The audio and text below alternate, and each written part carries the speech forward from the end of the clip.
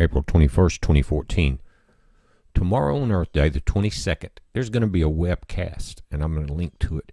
It's going to be interesting. It says 3 former NASA astronauts will present new evidence that our planet has experienced many more large-scale asteroid impacts over the past decade than previously thought, or that they told us.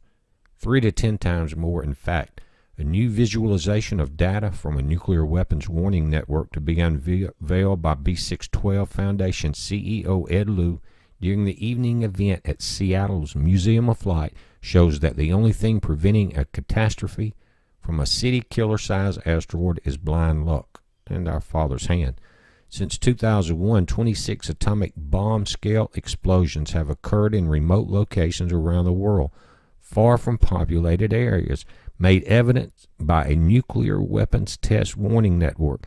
And this is in a recent press release by the founder of B612. This network has detected 26 multi-kiloton explosions since 2001. All of them are due to asteroid impacts.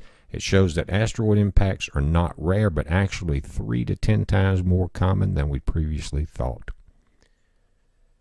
Now, we've been watching these fireballs come in, and we've even had reports, some being shot down. Nothing in the mainstream about it.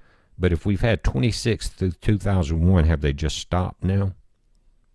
We saw the one in Cherub Blinks.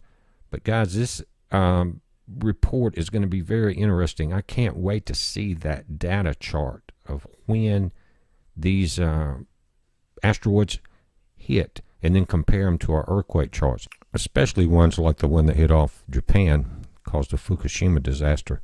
But it says they're partnering with Ball Aerospace to build a Sentinel infrared space telescope mission. I think it's a fundraiser for that. It's supposed to be an asteroid tracker.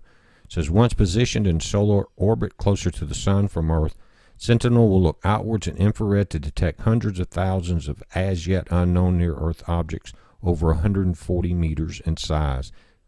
They said it's privately funded, and that's basically what it's going to do, is be a fundraiser.